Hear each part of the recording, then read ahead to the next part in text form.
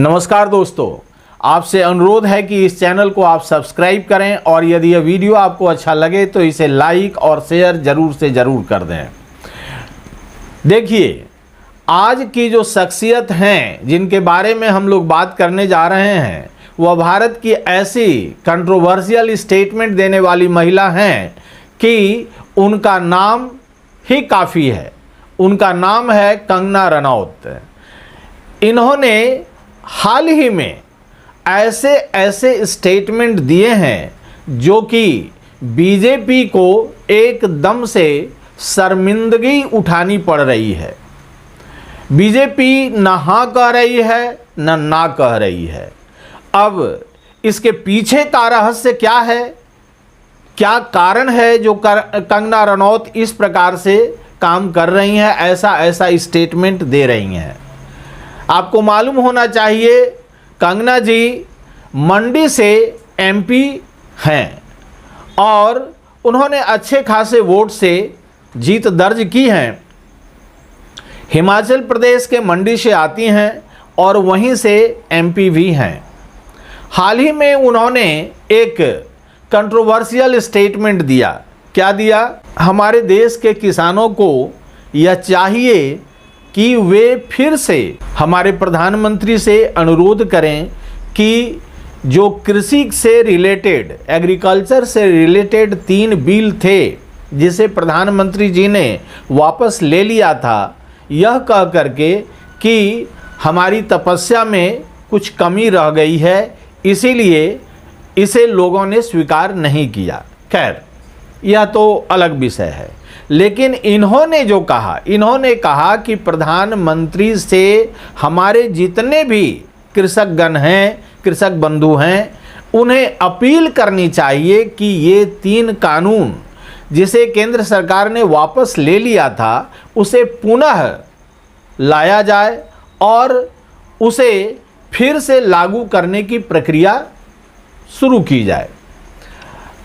तो ये जो स्टेटमेंट आया, यह स्टेटमेंट वस्तुतः देखिए, जब प्रधानमंत्री हरियाणा के चुनाव प्रचार के लिए जाने वाले थे उसके पहले आया है।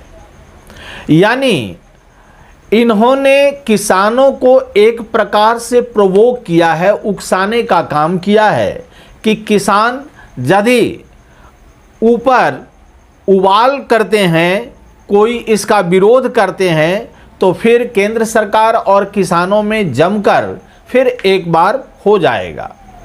ऐसा क्यों इन्होंने किया, उसके बारे में तर्क दिया जा रहा है कि वास्तव में कंगना जी का एक फिल्म है इमरजेंसी।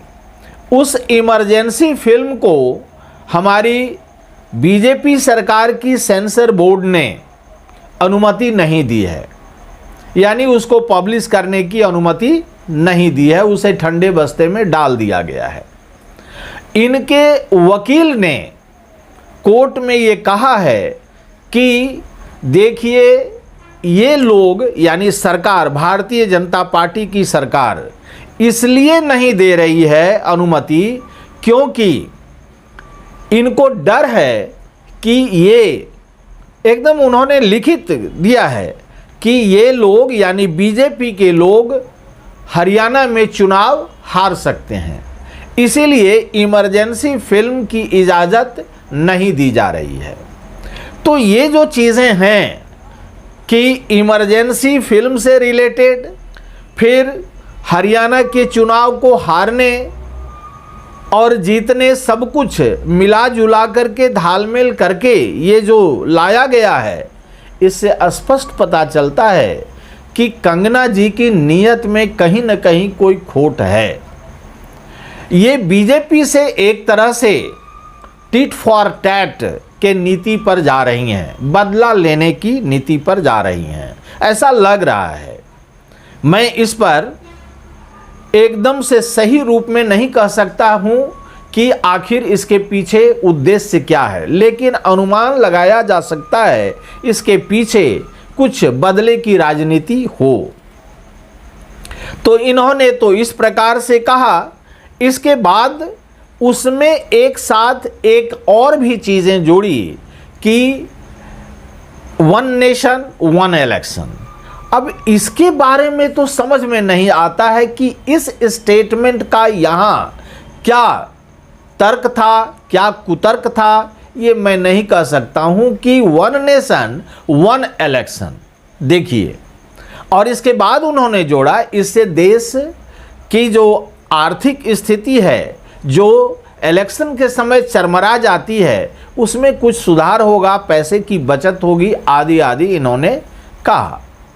देखिए, कहने का तात्पर्य यह है कि देखिए, वन नेशन वन इलेक्शन तो होने से रहा, क्योंकि उसके लिए 2/3 बहुमत की ज़रूरत है, जो कि इनके पास है नहीं।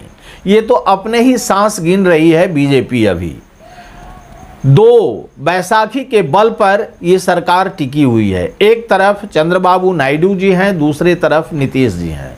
ये कब पलटी मारेंगे, कब क्या करेंगे, कहना कठिन है। और यदि ये पलटी मारेंगे तो यह सरकार खुद ब खुद गिर जाएगी। तो यहाँ वन नेशन वन इलेक्शन की बात, यह एक दिवा स्वप्न है, इसके अतिरिक्त और कुछ भी नहीं है। क्योंकि कहा जाता है, एक कहावत है, राधा के 9 मन तेल हुई हैं, न राधा नची हैं। यानी इनको न 2/3 बहुमत मिलेगा और न ये कुछ इधर उधर कर सकते हैं। यानी एक शगुफा बीजेपी ने छोड़ दिया है लोगों के बीच में, होना जाना कुछ भी नहीं है। अब इसके बाद कंगना जी का ही बात यदि हम लोग लें तो ये शुरू से ही किसानों के एगेंस्ट में स्टेटमेंट देने के लिए एकदम खुली रूप में ये ऐसी नेत्री मानी जाती हैं जो कि किसानों को किसी भी रूप में स्वीकार, मुझे नहीं लगता है, कर रही होंगी। हमेशा ये, जबकि जान रहे हैं कि किसान आंदोलन में करीब करीब 700 से ऊपर किसानों की मृत्यु हुई थी, इसके बाद भी इन्होंने उन पर आरोप लगाया था। ऐसे तो भारत सरकार ने आरोप लगाया था और इसके बाद इन्होंने भी उसका सपोर्ट किया था। भारत सरकार ने कहा था कि इसमें एक्चुअली खालिस्तानियों का प्रवेश हो गया है, लिखित रूप से कोर्ट में इन्होंने दिया था। और इसके बाद कंगना जी का स्टेटमेंट आया कि कितने लोग की मृत्यु हुई। ये नहीं कहा कि किसानों की, कितने लोगों, किसान आंदोलन के कारण कितने लोग मारे गए, कितनी महिलाओं का रेप हुआ और क्या क्या न हुआ। इस प्रकार से स्टेटमेंट दे करके इन्होंने किसान आंदोलन को एक तरह से बेइज्जत करने का प्रयास बखूबी किया। और आप लोगों को मालूम होना चाहिए, इसी का बदला लेने के लिए एक सीआरपीएफ की महिला कांस्टेबल, शायद कांस्टेबल थी या और कुछ, हमें लग रहा है कि कोई इंस्पेक्टर रैंक की होगी, भरसक, उन्होंने एक तमाचा इन पर जड़ दिया था।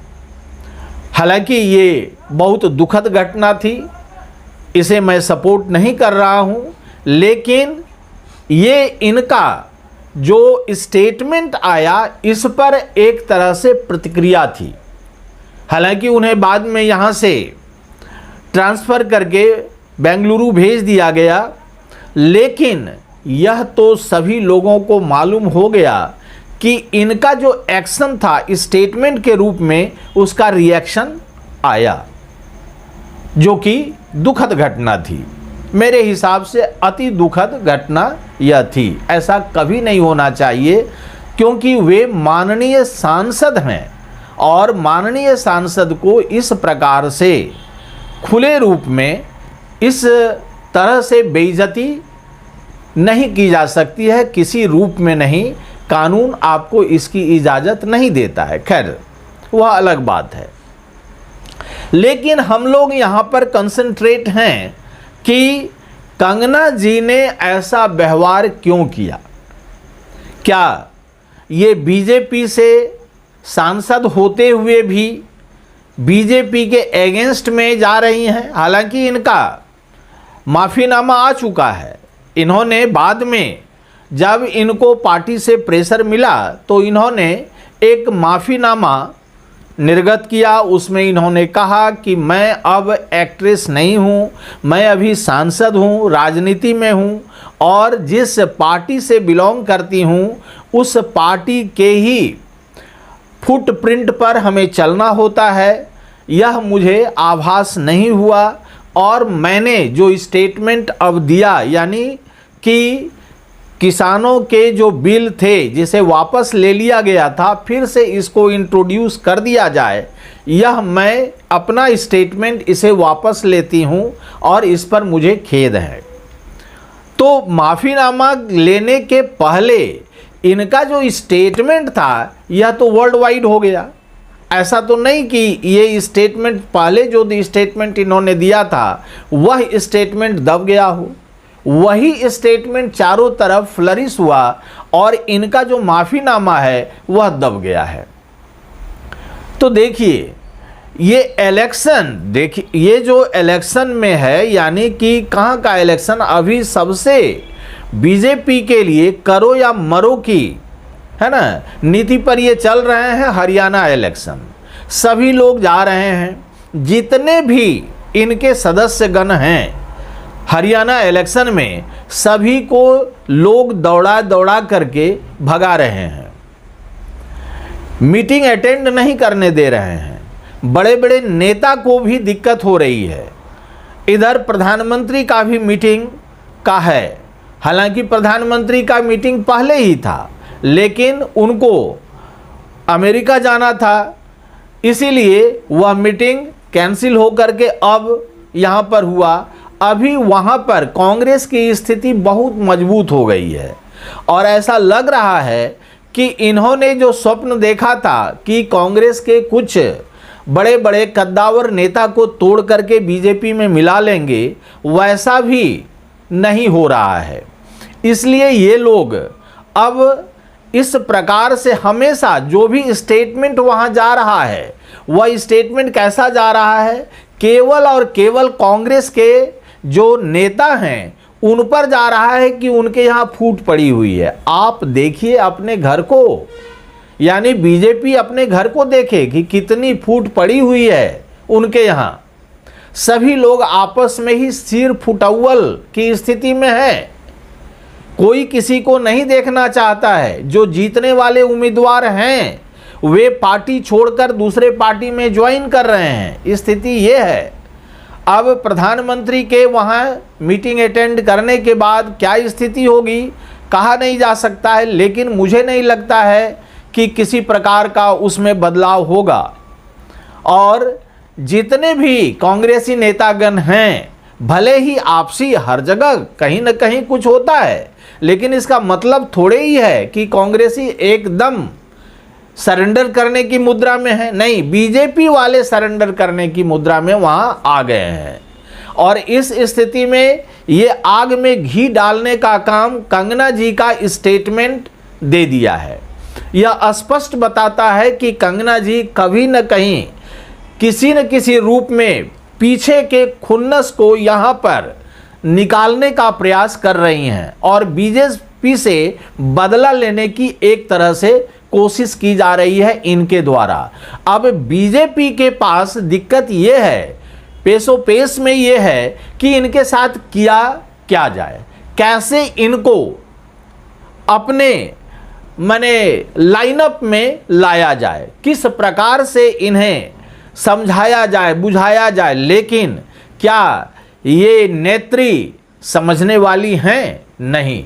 शुरू से ही इन्होंने किसके बारे में क्या कहा, किसको क्या कहा, ये आपको देखना होगा। तो मुझे लगता है कि 1 साल बीत जाएंगे, इसीलिए इसको छोड़िए और अभी का जो वर्तमान स्टेटमेंट है ये लगता है कि बीजेपी के लिए एक तरह से विष के रूप में इन्होंने इंजेक्ट कर दिया है। तो इस वीडियो में इतना ही। यदि यह वीडियो आपको अच्छा लगे तो इसे लाइक करें, शेयर करें और कमेंट सेक्शन में जाकर अपनी राय मुझे ज़रूर से ज़रूर बता दें। धन्यवाद।